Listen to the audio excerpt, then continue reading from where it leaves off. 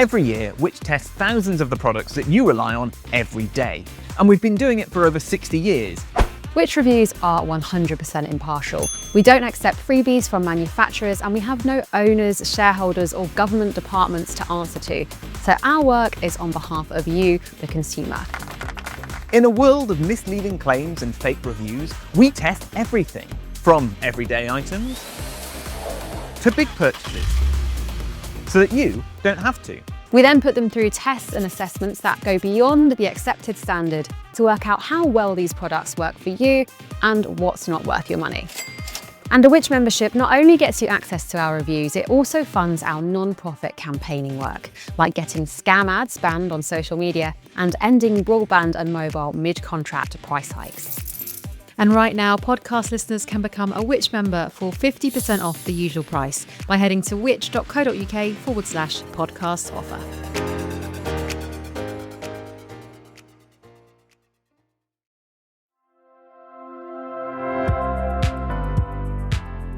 Hello and welcome to Which Shorts. I'm James Rowe and I'm here every single Wednesday to give you some really useful everyday advice for free.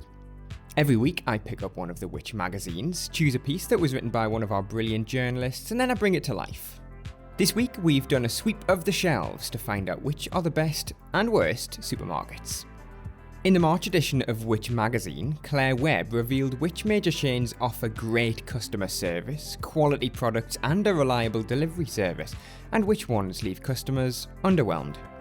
Here's Claire's piece, adapted for the podcast, this week read by the presenter of Which Money, Lucia Ariano. Every year, the experts here at Which put together an annual review of the UK supermarkets. Between October and November 2024, we asked 3,206 shoppers to rate supermarkets on everything from store appearance and queuing time to deliveries and the choice of substitutions. Each category gets a 1 to 5 star rating, and supermarkets must meet strict criteria to be named Which recommended providers, including getting at least 3 stars for customer service, value for money, and quality of own label and fresh products. This time around, none of the supermarkets scored 5 stars for value for money, probably because of food inflation, as many households are still feeling the pinch. And there are a few key staples that have been hit the hardest. Chocolate had annual inflation at 13.6%, the highest of the 20 food and drink categories we track, due to poor weather conditions and harvests in West Africa, which have driven up the cost of cocoa. Bad weather also led to skyrocketing olive oil prices last year. Trees withered in unseasonal heat waves and drought in Spain, while groves in Italy suffered flooding, pests and disease. When we did a snapshot price check, we found a 500ml bottle of Filippo Berio's extra virgin olive oil, the UK's favourite brand, had more than doubled in price between 2022 and 2024.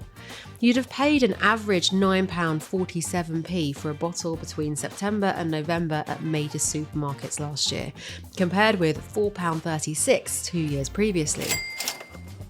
Thankfully, 2024's harvest was much better, so prices are expected to fall this year. After peaking at a hard-to-swallow 30%, the inflation rate for butter and spreads melted away last year, with shoppers generally paying less than the year before. But our tracker revealed butter prices are rising again. Annual inflation crept up to 1.1% year-on-year, probably because the price of butter has soared in Europe. Coffee drinkers may also have to pay more for their morning brew this year due to poor weather conditions in Brazil and Vietnam, the world's 2 largest producers.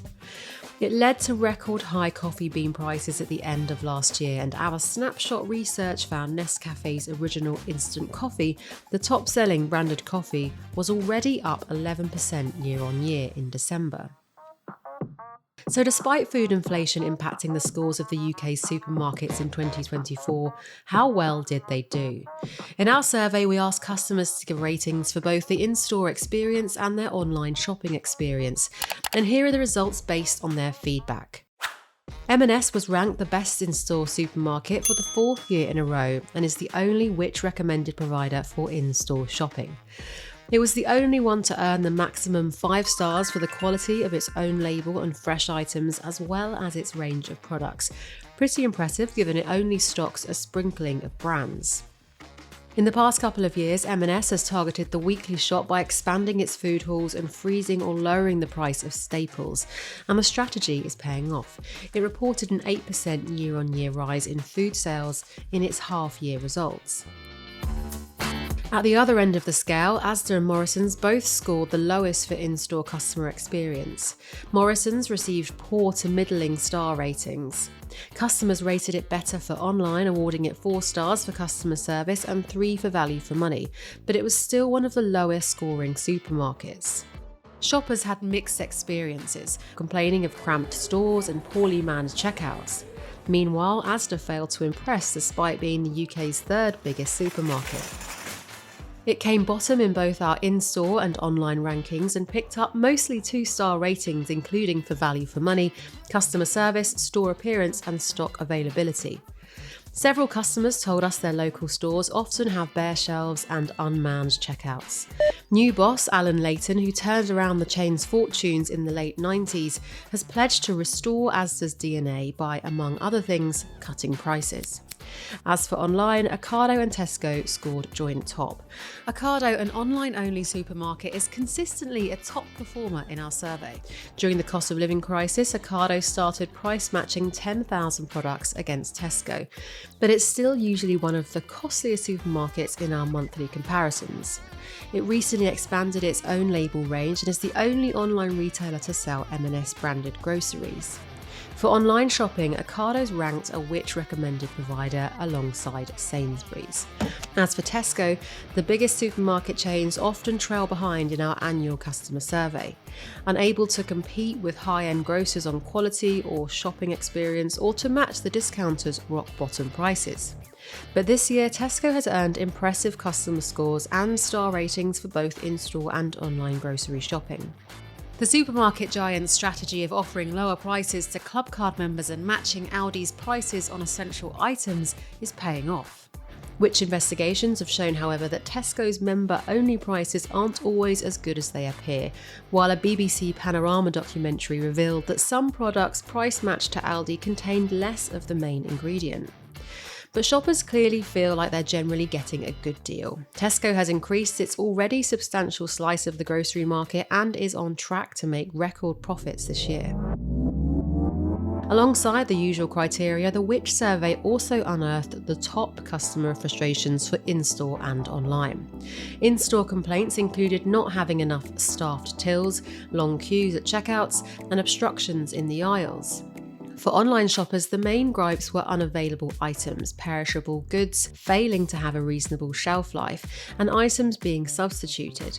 Which brings us to the fun part of the survey, something we call silly substitutions.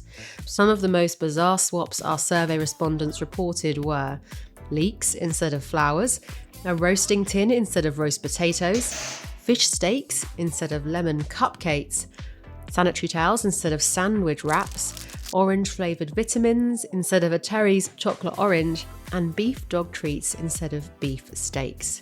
It's enough to send you barking mad.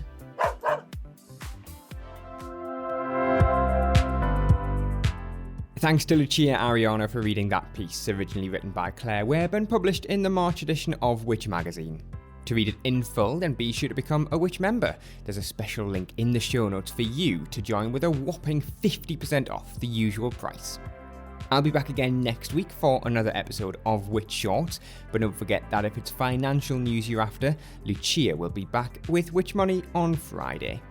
Which Shorts was produced by me, James Rowe, produced and edited by John Weeks, while the exec producer was Samra McCarrath.